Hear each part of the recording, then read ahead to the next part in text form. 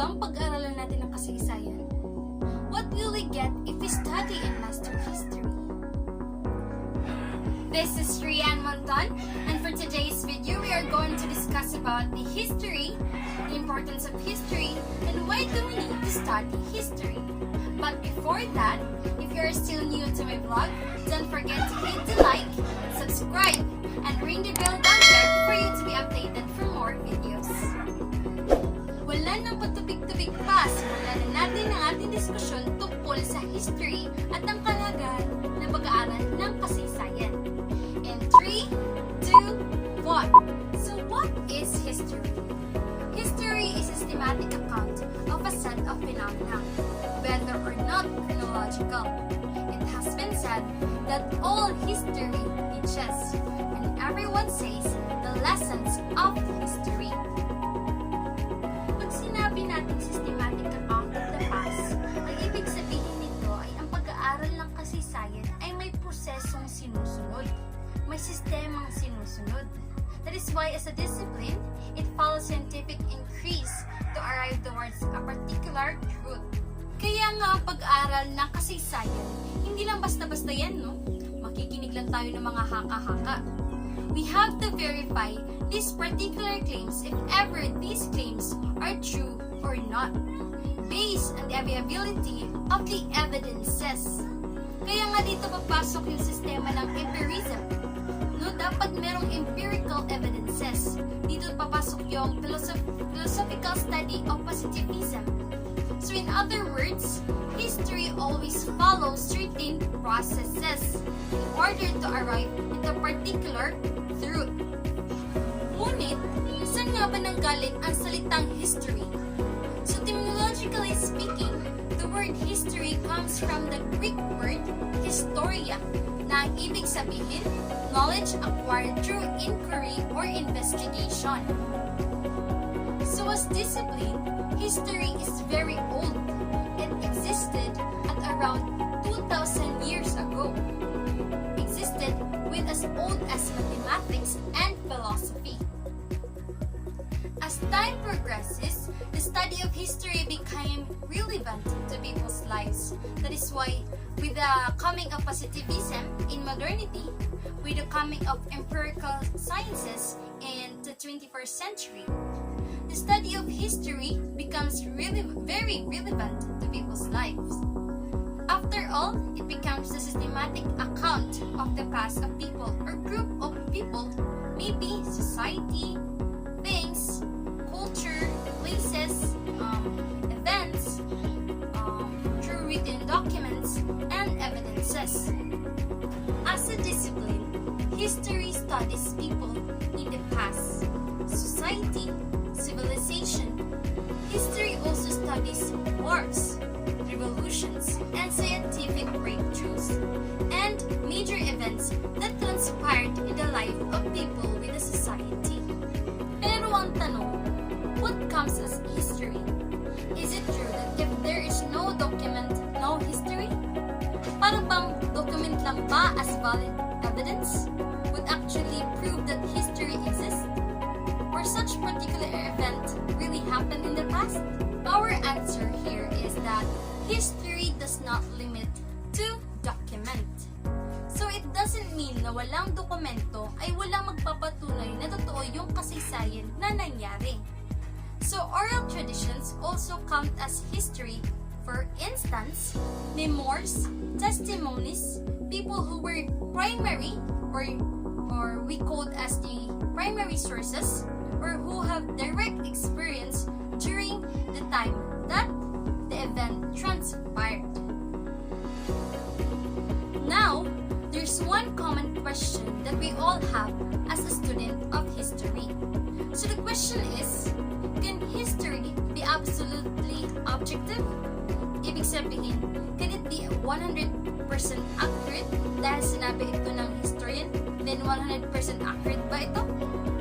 Now, our answer to that question is a big no. Let me present to you one reality. Number one is that facts can speak for themselves. For instance, there are artifacts found by paleontologists that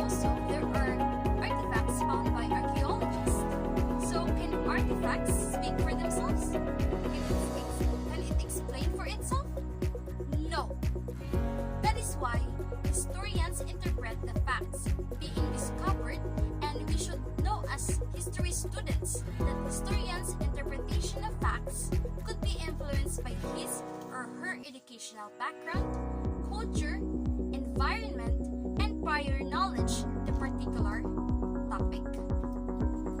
Thus, there will always be a room for subjectivity in studying history.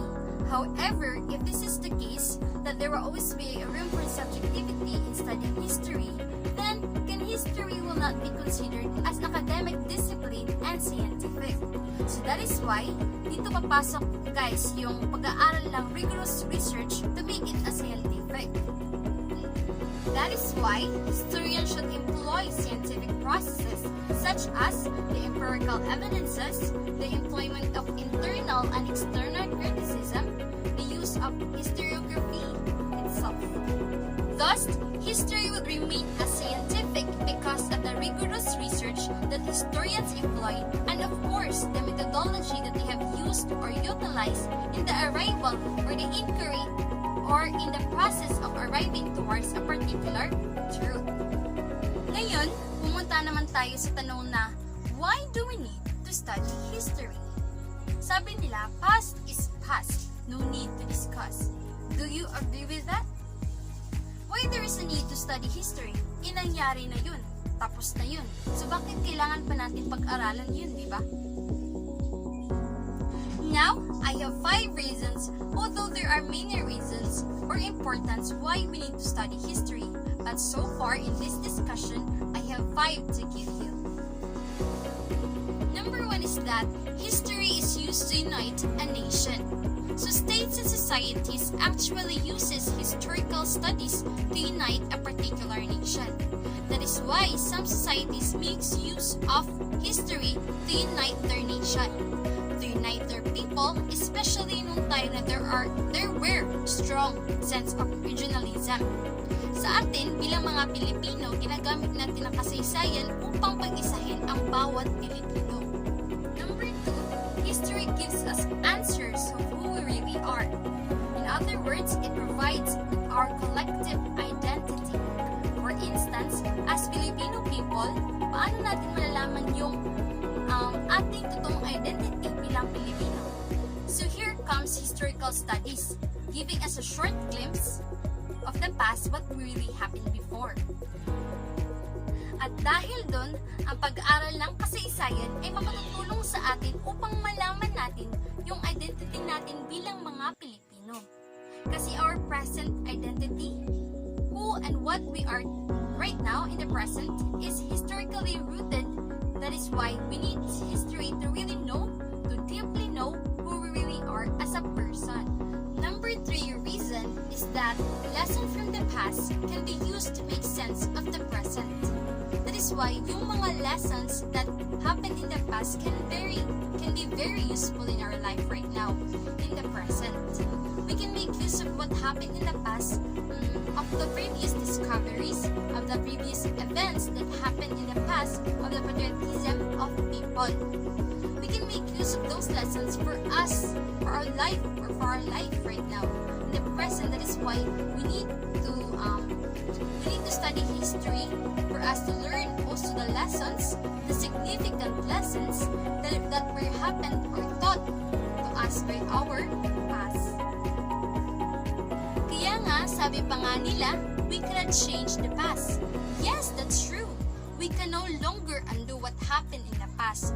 But, let me remind you, we can always learn lessons of what happened in the past so that we can make use of those lessons in living our life right now in the present. Number 4 is that learning from the past mistakes would help us to not repeat them. Otherwise, if we will not be able to correct those mistakes in the past, then baka totoo yung sinasabi nila that history will repeat itself. So that is why to avoid that same mistake would be repeated again in history, then there's a need us to go back to study the past mistakes so that we can learn lessons from those mistakes and living and making important decisions of our lives right now in the present. So that kung ano ang gagawin natin sa kasalukuyan ay hindi na pareho sa nangyari sa nakaraan na nakagawa tayo ng kamalian. At ito ang pinakahuling dahilan o ika-5 dahilan kung bakit natin kailangan pag-aralan pag-aralan ang kasaysayan. Being reminded of the great past can inspire people to keep the good practices as a new practice, or preserving or continuing those practices in living right now in the present, and then moving forward or moving our life forward. So in history, dito natin malalaman yung kabayanihan na ipinakita ng ating mga bayani noon.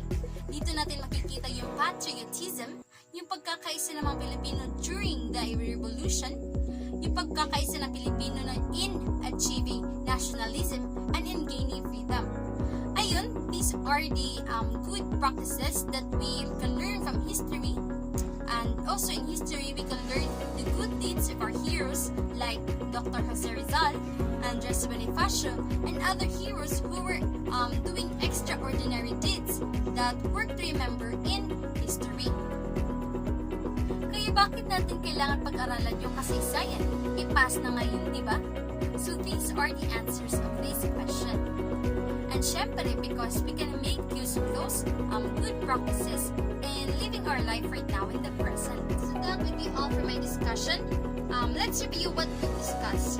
First, we discussed about what is history. Second, what is the importance of history. And lastly, why do we need to study history? Once again, this is Rian Monton, and I'm telling you, ang pag-aaral ng kasaysayan ay magandang basihan sa ating mga desisyon sa kasalukuyan tungo sa magandang kinabukasan. Thank you for watching, and God bless you all. Don't forget to like, subscribe,